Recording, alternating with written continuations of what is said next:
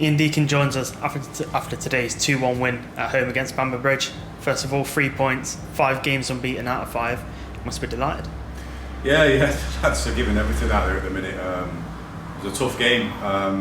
They started the game really well again, moved the ball very well. I've always said this, I think one of the best footballing sides that you probably see in this league, and Nick Gaffer's got them playing a certain way, and it's difficult to control sometimes, and they switch formations a few times in the first half, and it's important that the lads understand how to get to grips with that, and I think they did after 10, 15, 20 minutes, and especially we've had 3 or 4 really good chances in the first half, and for all their dominance in the early stages, I think we probably should have gone in at probably 3-1. I think that would have been a fair reflection.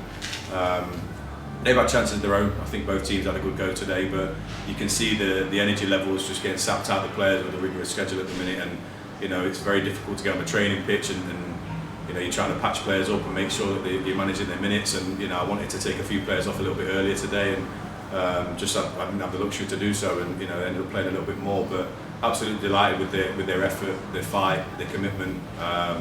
TC on another day probably should have scored 4 today, and he's a constant threat, so I'm glad he's on the score sheet, but as a collective, as a team, you've seen some of that debt was on his feet at the end, and it's probably testament to them and their mentality, and they never say that attitude, and the togetherness of the team is really pleasing to see, and obviously I said to him today, we need to kick on from this point and start getting some 3 points, wins on the board, and they've done that today, to be fair. So it might not have been the start that he was hoping for. They break quickly, got a goal early on, but then 10 minutes later, TC's fired it into the back of the net. It levels it going into half time. What was the message at half time, especially with the shooting towards the car park end rather than the clock tower, as you usually would do?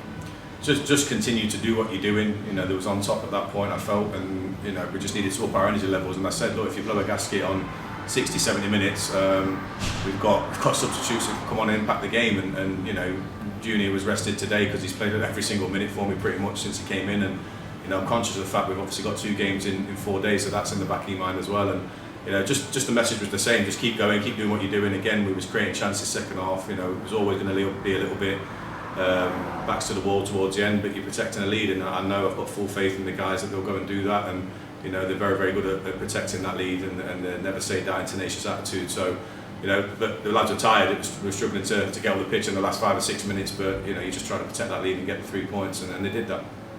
So just 48 hours time, we'll be in Baseford for the A610 derby.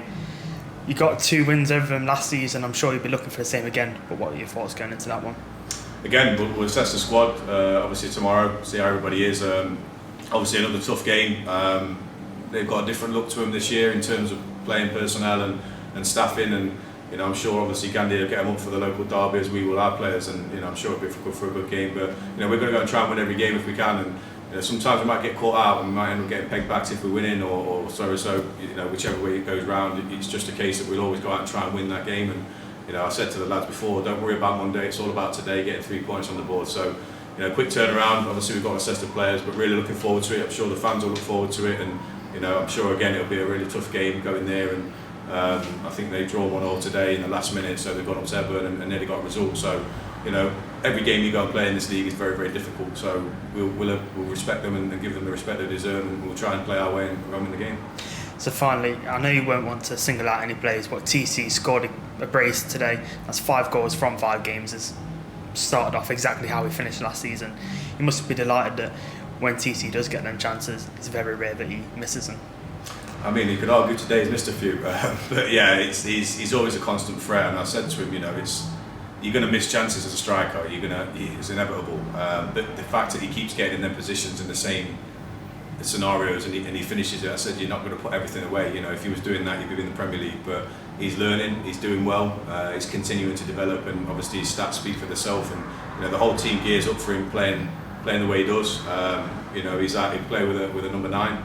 He is that number 9 at the moment, and he's putting the ball in the back of the net, and that's what you want from your striker. And I think the work that goes on tirelessly behind him to win that ball back higher up the pitch, to create opportunities. I mean, Jamie's got 2 assists today.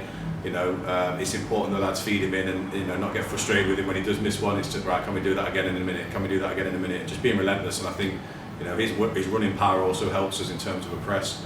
But the lads back him up 100%. So, like you say, it's hard to single a single player out today, and he's going to take the headlines because he scored 2 goals, but that's what strikers do. But I thought Yates was excellent, especially first half, made 2 or 3 really good saves. That doesn't go unnoticed, but that gives us a platform to go. You need a good goalkeeper in this league. you're going to concede chances. It's important that, you know, when he's called upon, he's there, and he does that. And, you know, probably the best in this league. And, you know, for me, I was a goalkeeper. He never got the plaudits he deserved. It was always the strikers when they scored. But it's really pleasing for him to get on the score sheet again. And I think, you know, the more he does that, you know, you also worry and lean towards, are we going to be able to hang on to him if a football league comes in? But, you know, if it does, great for him. And, you know, but just messages, continue what you're doing, and also continue to keep putting the ball in the back of the net for this team. And, you know, he thrives off those chances. So as a collective, you know, it's brilliant to see. And like I said, I think Jono's done another 11k today in running stats, and it's just hard to single anybody out. But that's a fantastic at the minute, and obviously long may it continue, but you have to keep striving to work hard and do that.